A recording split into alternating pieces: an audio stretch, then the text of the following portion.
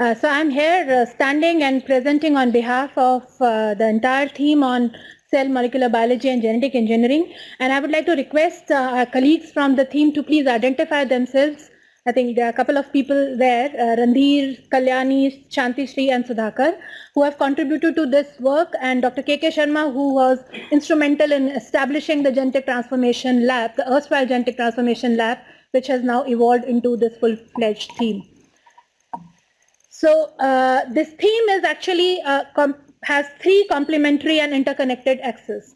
And Shivali has made my job quite easy in again retreating that when the genetic variability doesn't exist for breeders, and for them to rely on the widest possible sources for variation, we would need more, tools and technologies to bring or to induce those kind of variabilities.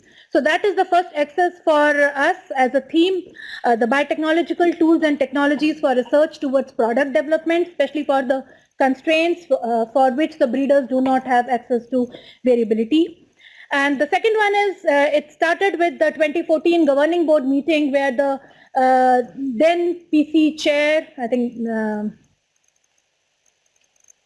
Debbie Delmer, she was quite pushing in having wanting to see a better integration of the genomics as well as the erstwhile genetic transformation lab, and that's when this whole thing started with a lot of genomic information being available for all the crops that we are working on. How do we integrate these new technologies and come up with the foundational tools, whether they are molecular or they are system biology tools, to come up with how to link the genotype to the phenotype. And that's when the second axis we started working on, combining the forward and reverse genetic and biological engineering approaches to understand the basic genetic and molecular mechanisms that control the plant processes and stress responses.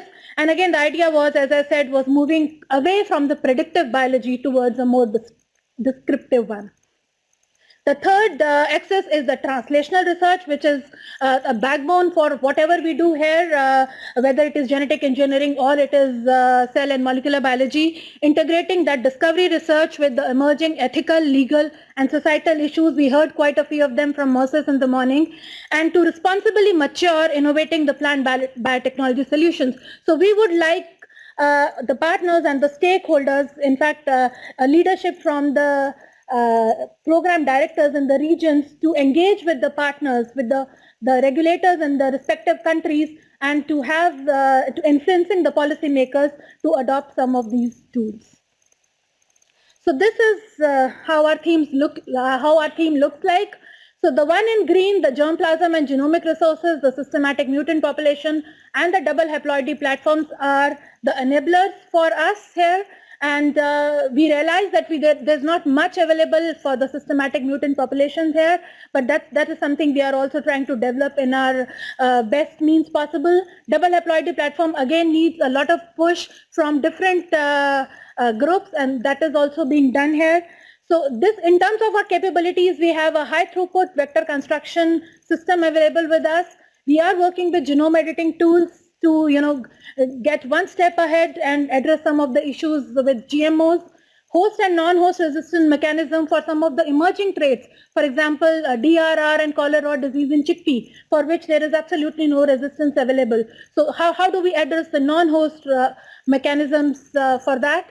Transgenics is, of course, one of our core area to look at some of those traits, and to be able to do linking this genomic information to the actual phenotype, it is very important to conduct the functional validation or the mobile silencing mechanism, and those are some of the tools that we are working on.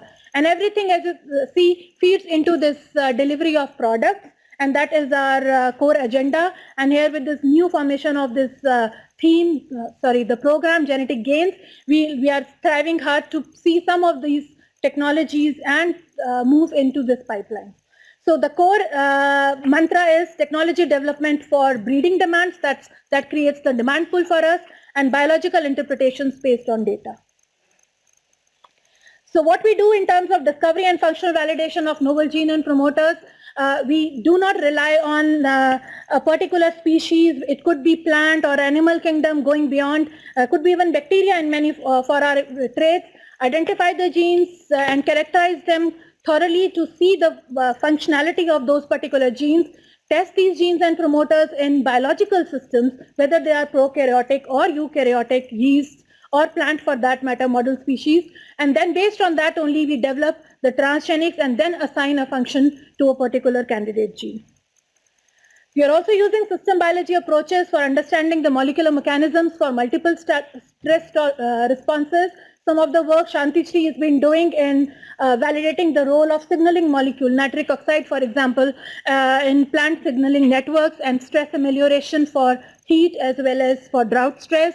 A lot of work is being done from a crop like pearl millet, for which ICRISAT has never been involved in developing transgenics. How do we tap into the potential of such a resilient crop and identify? This work is being done by Sudhakar on identifying and cloning those genes and promoters, for example, the heat shock proteins, the aquaporins with Vincent Vades, and a few other plasma membrane proteolipid genes that have a role to play in stress response and amelioration.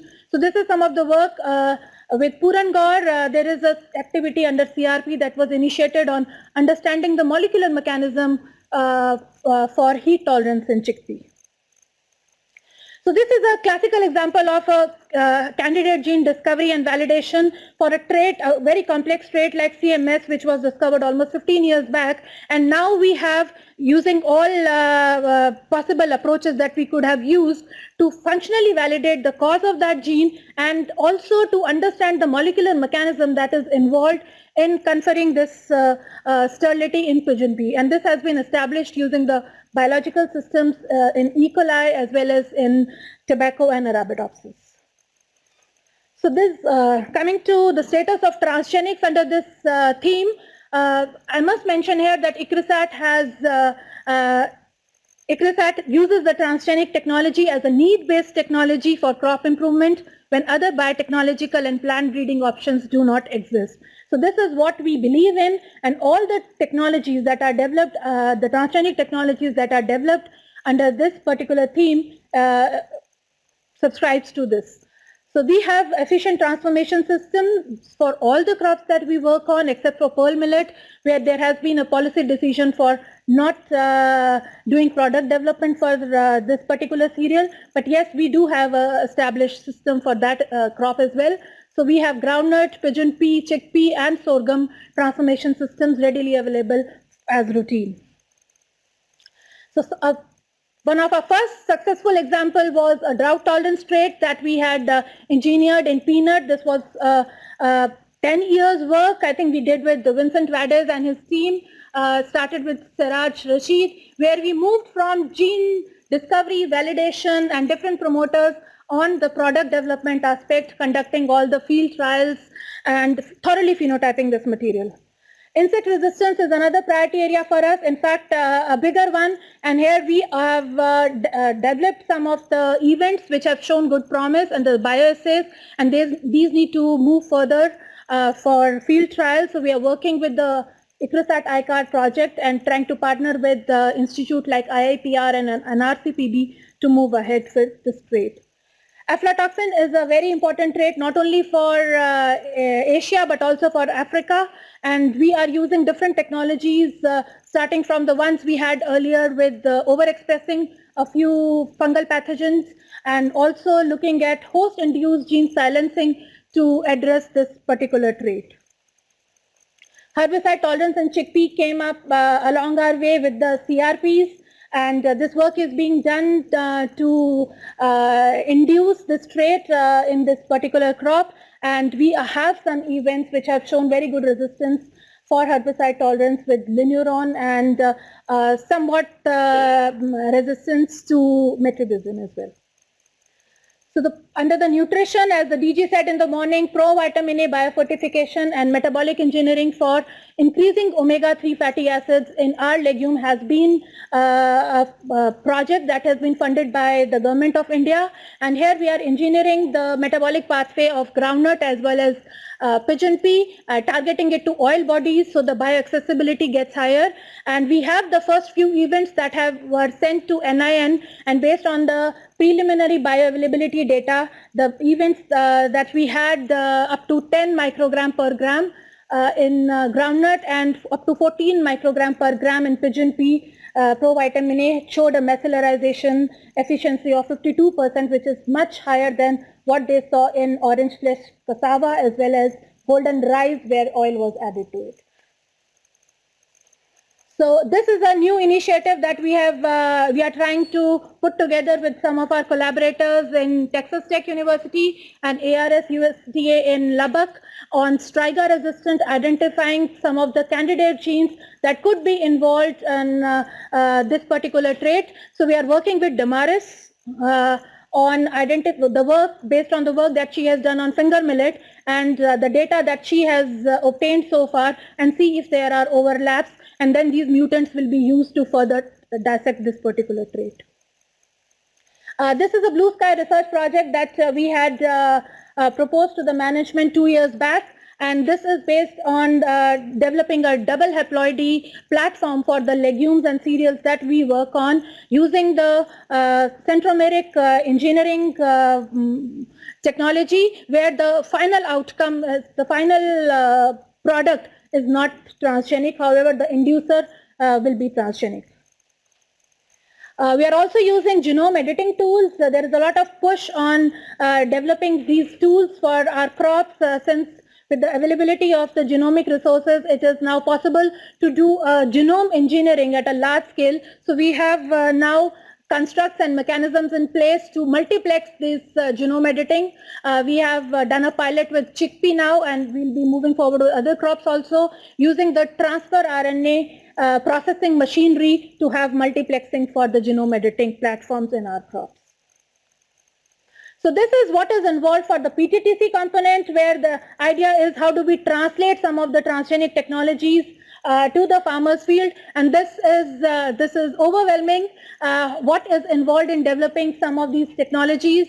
What is involved in conducting the biosafety? How do we go through the whole regulatory process and before the final product is released? So we are working with partners, with the regulators in India as well as with CIRA LC, and there was a consultancy in Kenya, Kiom Ramono had done, that the idea was to see what is the strength of CGIR to undertake some of these product development and what is our competitive advantage. So those are some of the engagements we have had with both public as well as private sector organizations to move forward with some of our advanced technologies. So this is the PTTC network. I need not to discuss too much, but then the idea is to bring that we have the right partners and stakeholders to whom we have reached out for addressing some of these areas, whether they are pertaining to biosafety or some of the regulatory issues, and we are working with them on developing the capacities for that.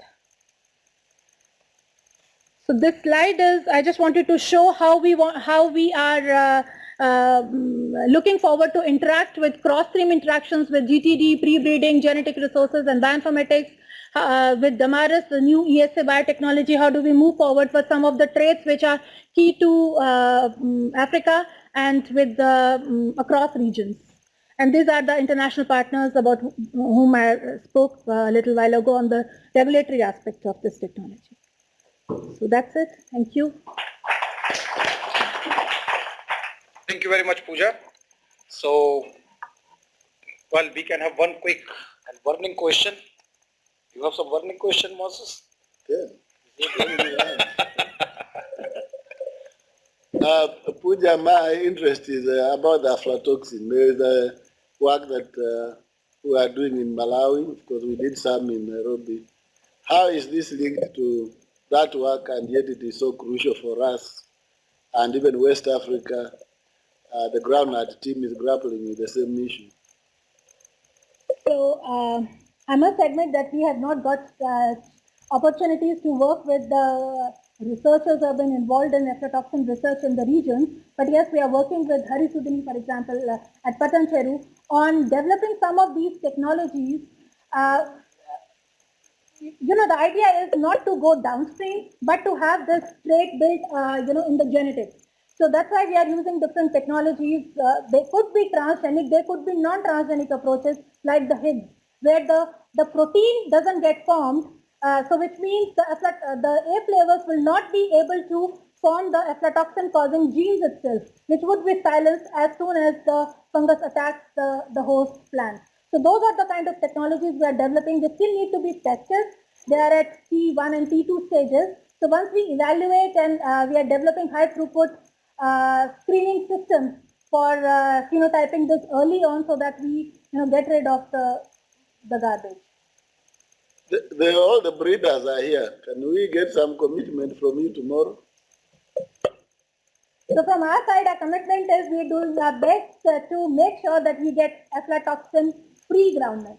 So we are not talking of bringing down the levels, because that doesn't do any good. And that's why we have abandoned some of the technologies which were the initial ones that we had developed, and moving into a technology which doesn't produce aflatoxin at all.